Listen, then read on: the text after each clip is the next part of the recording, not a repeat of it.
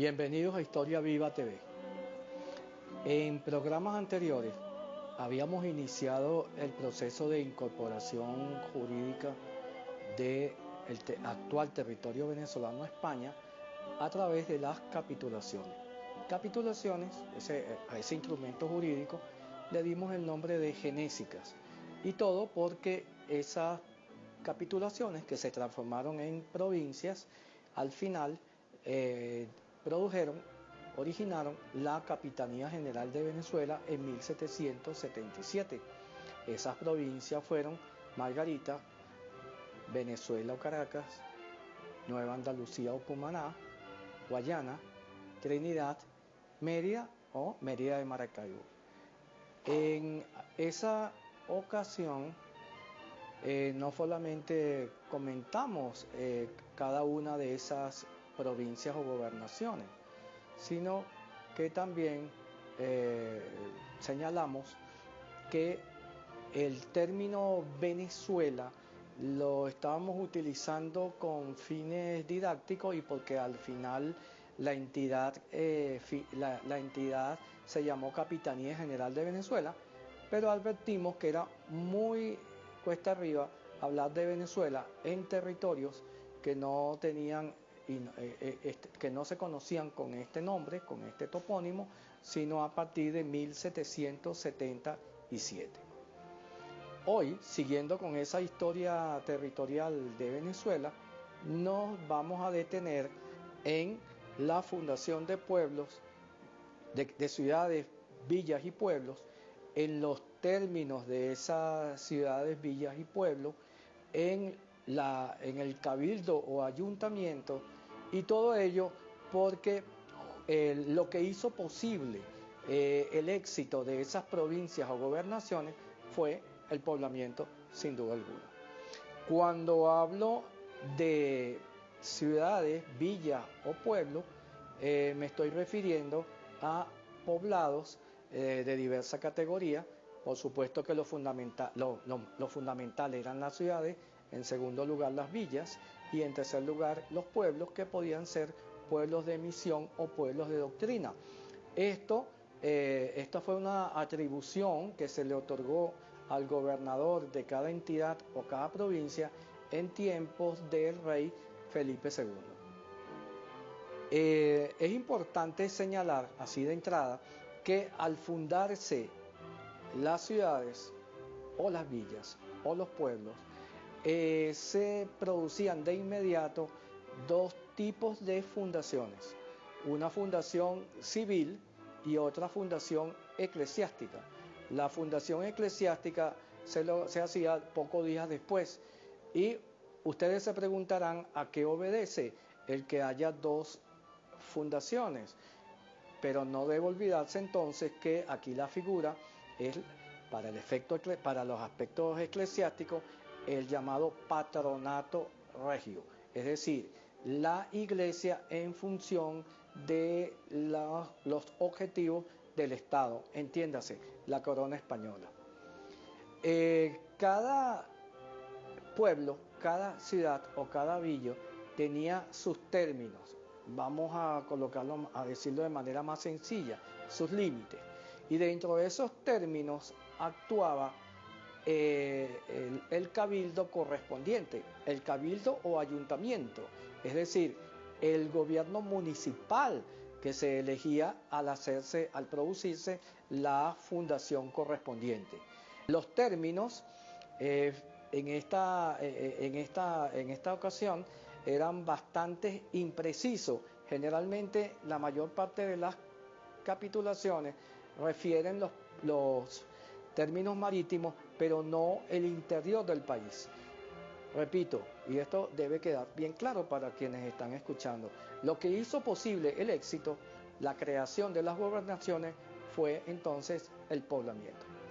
Bien, para que se tenga una idea de los términos, de la imprecisión de esos términos, me voy a permitir leer uno de ellos. Es interesante saber que hasta aquí, hasta los términos, llegaba la jurisdicción del cabildo o el gobernador de esa provincia. Este es un trabajo que no se ha hecho y que tiene en nuestros días implicaciones de todo tipo, particularmente políticas. Y valdría la pena que quienes me están escuchando se acercaran a un mapa político de la actual República Bolivariana de Venezuela, pero lo puede usted ver también en mapas anteriores políticos, y ustedes ven que en nuestros días, para citar dos ejemplos, el estado Lara tiene problemas limítrofes con sus vecinos, es decir, con el estado Falcón, con el estado Portuguesa y con el estado Zulia. Lo mismo puede usted ver cuando visita la zona sur del lago de Maracaibo y encuentra que Mérida tiene problemas con Maracaibo por la salida al lago del mismo nombre. Para que ustedes escuchen entonces los términos de los pocos términos existentes, porque muchas de las actas fundacionales se han perdido, prácticamente creo que se conocen 5 o 6 de todo un universo de pueblos. Me voy a referir concretamente a los términos de Barinas, la ciudad de Barinas. Cito, me permito leer con detenimiento. Los términos de la ciudad de Barinas corren desde las cordilleras de la Sierra Nevada, ¿sí? Valle abajo por la cordillera de las Carboneros, Indios de Pedro Maldonado y todas las aguas vertientes a las carteras de Zaratán y por la cordillera de Niquitao y Boconó, cortando la cordillera de los Llanos de Venezuela y Ciudad del Tocuyo y Barquisimeto y corriendo la cordillera hasta dar en la ciudad de San Pedro de Nirgua, como se contienen en la merced que su majestad el rey don Felipe hizo merced al muy ilustre señor gobernador, y por las tierras de arriba hasta poniente, cortando por encima de la angostura de los indios de Juan Lorenzo y por la cordillera que va corriendo la frontera del valle de Santo Domingo y por encima de los páramos del Pagüey y por el páramo de Escugüey y por encima de los indios de Pedro Esteban y por la cordillera del valle del Bombún que corre entre el Quino y el valle de La Paz, que se entienda por debajo de la encomienda de Francisco Mendoza, y por aquel derecho cortando por el valle de Aricagua, por debajo de los indios de Muchachí, cortando derecho a los indios de Francisco de Villalpando, a el valle de Altamira, yendo por la cordillera adelante hasta el río que sale en la villa de San Cristóbal, cortando derecho a los llanos de la dicha gobernación. 100 lenguas. Entendamos entonces, señores que están viendo este programa, que yo estoy en la actualidad tocando el territorio de varios estados del occidente de Venezuela y me estoy refiriendo, repito, solo a los términos, a la jurisdicción de la ciudad de Barinas. En la próxima parte continuamos con los términos de las ciudades, villas y pueblos y con la actuación de los cabildos en estas entidades.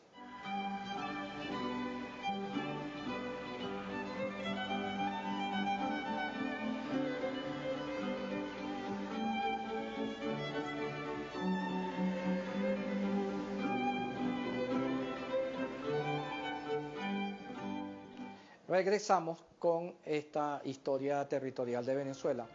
Nos habíamos detenido en los términos de las gobernaciones que dieron origen luego en 1777, como ya hemos dicho tantas veces, a la Capitanía General de Venezuela. ¿Por qué son importantes los términos? Los términos son importantes porque dentro de esa jurisdicción actuaba el gobierno municipal, es decir, el cabildo o ayuntamiento. Y en ese territorio que pertenecía a una ciudad, una villa o un pueblo, se realizaban los repartimientos, las encomiendas, los ejidos, las tierras de los particulares y se ejercía un gobierno local del cual obviamente los cabildos o ayuntamientos por cuestiones fiscales y cuestiones políticas estuvieron siempre particularmente muy pendientes. Es interesante que los televidentes sepan que en el momento de fundar un pueblo, una ciudad o una villa, se producía dos, como lo hemos dicho, dos fundaciones, una civil y otra eclesiástica. La fundación civil llevaba toda una ceremonia y al final de esa fundación, los vecinos, es decir, los ciudadanos, escogían a sus gobernantes, entiéndase, a los corregidores y a los demás miembros de ese gobierno municipal. Lo mismo hacía el representante del obispo, quien en esa fundación eclesiástica de inmediato o a los pocos días señalaba dónde iba a estar ubicada la iglesia y cuáles iban a ser sus dimensiones, qué ornatos iba a tener y le decía le solicitaba a cada encomendero que trajese pues los ornamentos necesarios. La legislación indiana, las leyes de India, no reconocían una fundación si no se producía estas dos instancias, una civil y la otra eclesiástica. Y estamos hablando de un proceso que se repitió durante todo el siglo XVI y buena parte del XVII.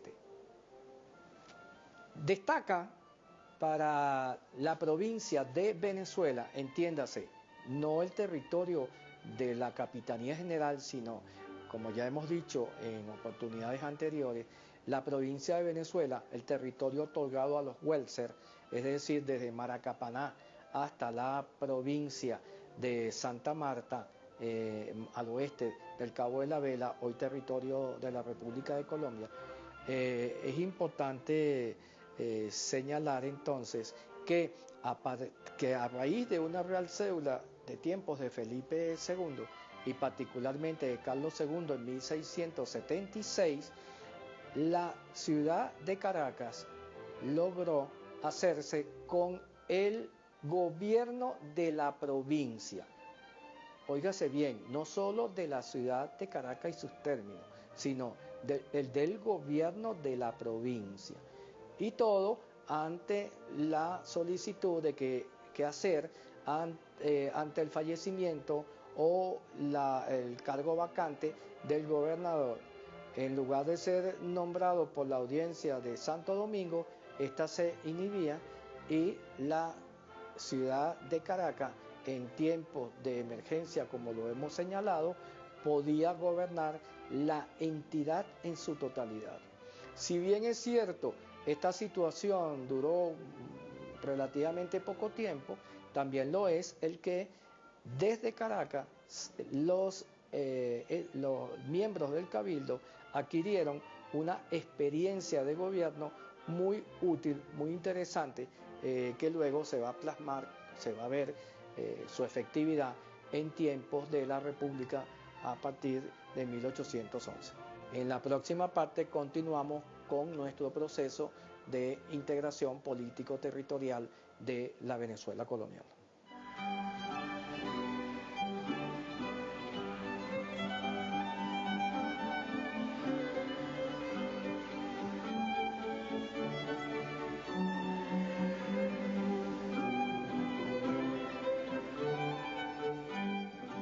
Continuamos con el proceso de integración político-territorial de esa Venezuela que hemos llamado colonial. A este lento, complicado, difícil proceso de integración que descansó, como ya hemos dicho en ocasiones anteriores, sobre el poblamiento y la incorporación de un territorio prácticamente desconocido y con unas gobernaciones que tenían términos bastante imprecisos, vamos a sumar a partir del siglo XVIII con la nueva dinastía, con los Borbones, un elemento que influyó de manera determinante en dicho proceso de integración político-territorial. Aquí vamos a hablar de instituciones como por ejemplo la Capitanía General de Venezuela, la Intendencia de Ejército y Hacienda, la Real Audiencia, el Real Consulado. Pero también es importante señalar que vamos a hablar de una compañía por acciones en la que el rey tenía el 51% de ellas y los vascos tenían el 49% restante. Estoy hablando de la Real Compañía de Caracas o Compañía Guipuzcoana, que va a comenzar sus actividades acá. La Real Cédula es de 1728, pero va a comenzar sus actividades en Venezuela poco después y que se va a transformar sin duda alguna en el factor de integración, en el motor que impulsó el desarrollo poblacional, económico y social de la provincia de Venezuela. ¿Por qué enfatizo tanto la provincia de Venezuela? Porque es la provincia de Venezuela el pivote, el eje central sobre el cual en 1776 con la intendencia, con la Capitanía General, con la Real Audiencia, con el Real Consulado e incluso con la creación del Arzobispado de Caracas, yo voy a tener un territorio que hoy llamamos República Bolivariana de Venezuela. Esa Real Compañía de Caracas o Compañía Guipuzcoana tuvo como objetivo fundamental el monopolio de el cacao en Venezuela, regularizar el envío a la metrópoli, entiéndase a España, de ese cacao, un producto fundamental y que en aquel entonces era muy bien recibido y a excelentes precios en toda Europa. Este cacao durante el siglo anterior, el siglo XVII, no había llegado en las cantidades que realmente aquí se producían porque había sido víctima del comercio ilícito, del contrabando, por cantidad de extranjeros, no hispanos, que se habían establecido en las islas cercanas a lo que hoy es el territorio de Venezuela. Me estoy refiriendo, por ejemplo, a Aruba, Curazao, Bonaire, Jamaica, etcétera, etcétera. Y ese comercio ilícito no estaba rindiendo al fisco, a la monarquía española, los beneficios correspondientes. Esa Real Compañía de Caracas hizo su trabajo y realmente desde 1732 hacia su extinción en 1784 logró su objetivo. Y los expertos, las personas que han trabajado la acción de la Compañía de Caracas, la Real Compañía Guipuzcoana en el Caribe, hoy hablan incluso de un control tan absoluto sobre el mar Caribe, que le han denominado a este hecho un uti possidetis marítimo, favorable a Caracas. Ustedes se preguntarán por qué favorable a Caracas, y yo debo decir que a las funciones del gobernador de Caracas se le agregaron las de ser factor veedor de la compañía y velar por el combate del contrabando prácticamente en no solo la provincia de Venezuela, sino en una buena parte del territorio marítimo de la actual Venezuela. Es decir, desde la desembocadura del Esequibo prácticamente hasta mucho más allá del Cabo de la Vela, ¿sí? Y ese combate del contrabando, repito, fue efectivo. Las labores de corso que se le otorgaron a la guipuzcoana se llevaron a efecto y realmente la compañía cumplió con lo establecido en la Real Cédula. Es interesante destacar cada vez que se toquen estos temas la actividad de una compañía como la guipuzcoana, claro que generó rechazo, particularmente en los cabildos o ayuntamientos, porque la compañía a la larga fue más allá de sus funciones y se tomó atribuciones que no le correspondían y hubo roces de todo tipo, particularmente políticos, hubo insurrecciones como por ejemplo la de Juan Francisco de León y otros, pero al final estoy convencido el balance fue positivo y cuando digo el balance fue positivo estoy hablando para la futura República de Venezuela y el control absoluto de los mares. El próximo programa continuaremos con nuestro proceso de integración político-territorial en función de las instituciones borbónicas.